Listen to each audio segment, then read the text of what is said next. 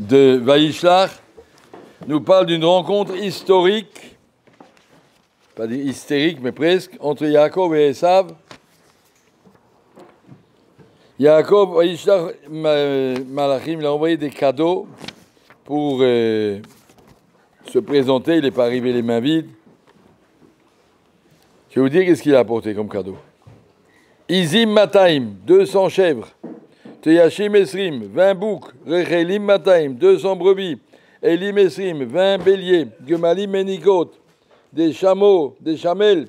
Ubnehem, des chameaux. Shloshim, Parim, Parot Arbaim, 40 vaches. Parim Asara, 10 taureaux. Atonot Esrim, 20 ânes. Vayarim Asara, et 10 anons.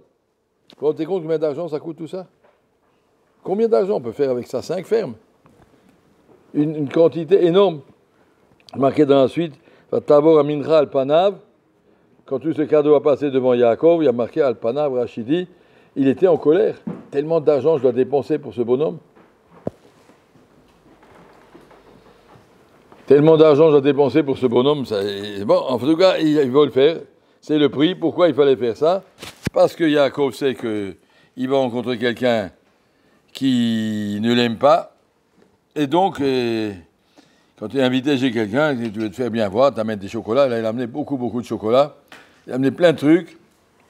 Et qu'est-ce qui s'est passé au moment de la rencontre?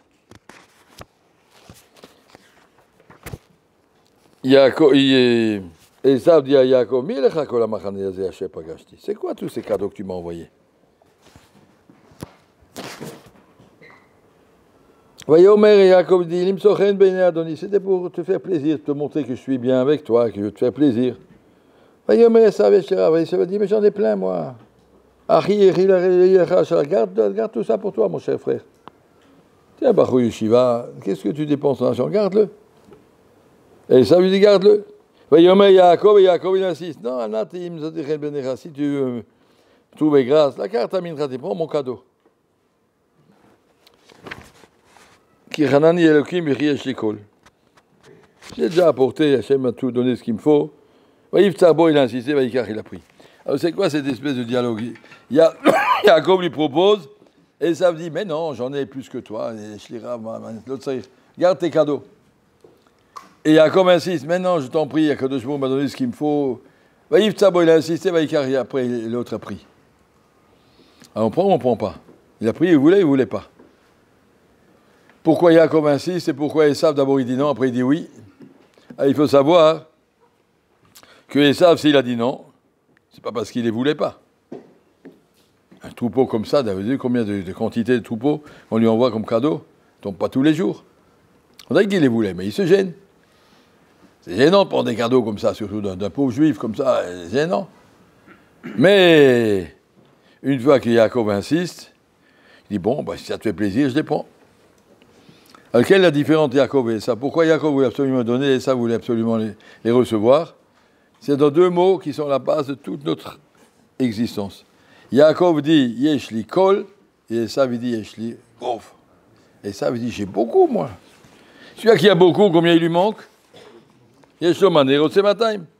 Yeshli rav, j'en ai beaucoup. Mais celui qui en a beaucoup, ça dans la vie, les gens qui ont une grande voiture, une grande villa et des trucs, c'est les plus pauvres, parce qu'il leur en manque encore plus que les autres.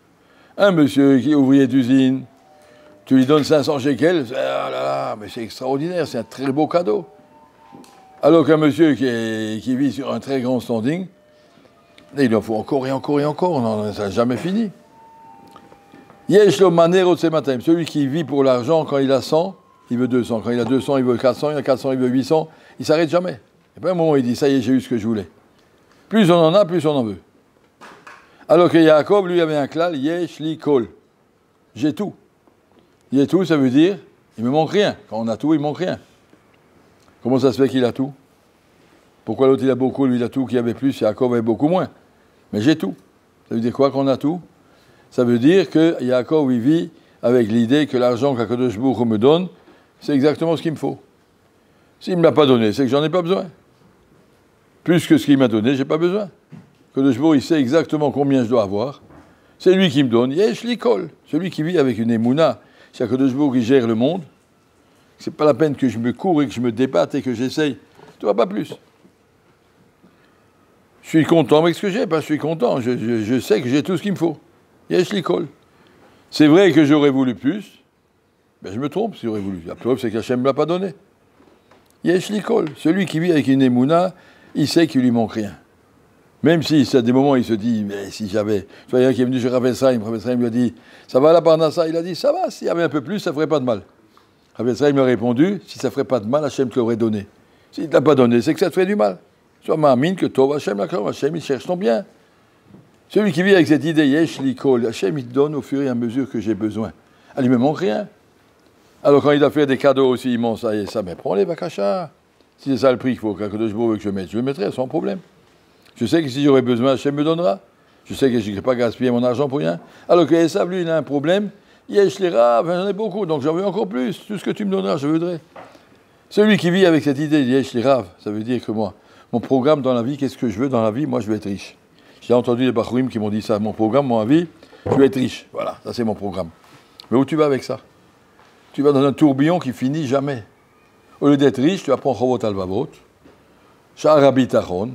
Tu regardes, Akadosh Baruch Hu, il donne à chaque oiseau, à chaque papillon, à chaque vache, chacun trouve ce qu'il lui faut pour manger chaque jour. Akadosh Baruch Hu oublie personne. Poter et Yadecha Umasbia. Le Kol Chai. Akadosh Baruch Hu, il donne à chacun son bonheur. Chacun. Mi-carné, c'est les plus grandes choses, les plus petites choses. Si tout le monde a ce qu'il lui faut, on n'a pas besoin de s'angoisser sur ça. Ma vie, ce n'est pas une recherche de parnassa, je ne suis pas là pour gagner des sous. Il y en a qui se posent comme programme de vie, je veux gagner des sous, et de réussite dans la vie quand j'en ai un peu plus que mon voisin. Ah, j'ai réussi. Et j'ai raté, c'est quand j'ai mon voisin, il en a un peu plus que moi.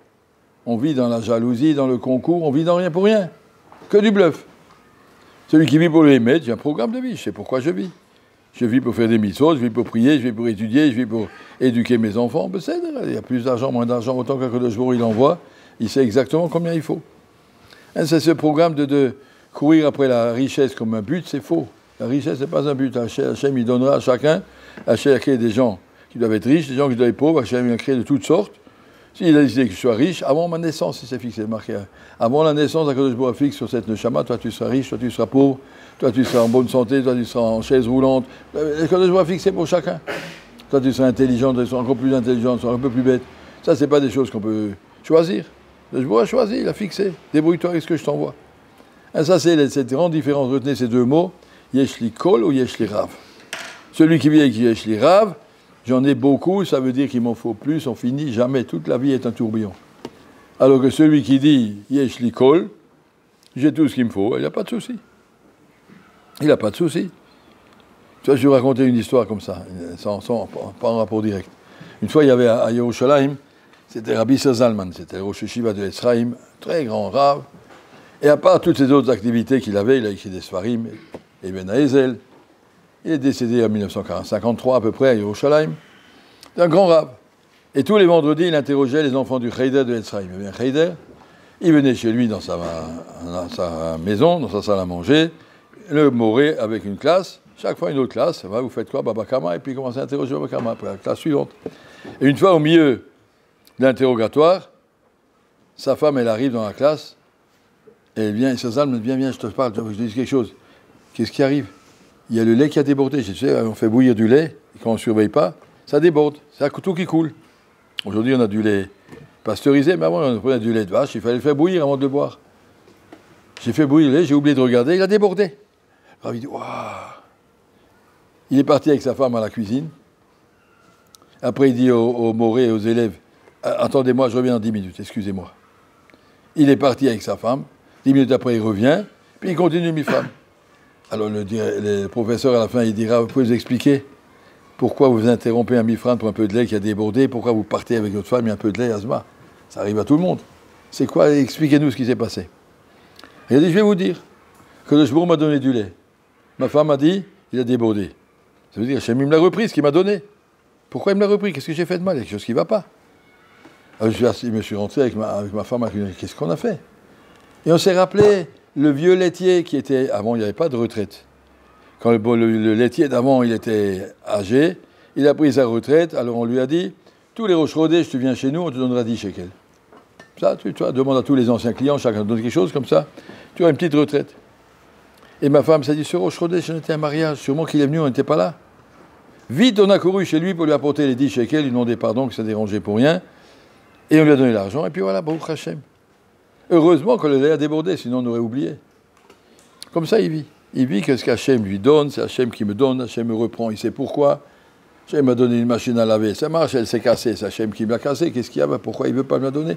Il y a quelque chose. On vit avec Hachem, yesh li kol, j'ai tout, je reçois tout d'Akadosh Baruch Hu au fur et à mesure. Celui qui vit comme ça, il vit tranquille, il vit avec Akadosh Baruch Hu, tout se passe en Sachar ve'onesh, tout se passe en relation directe avec Hachem, alors que celui qui dit yesh li rav, toute sa vie, il n'a jamais assez, il est misken. Ça c'est la confrontation entre Yaakov et Esav.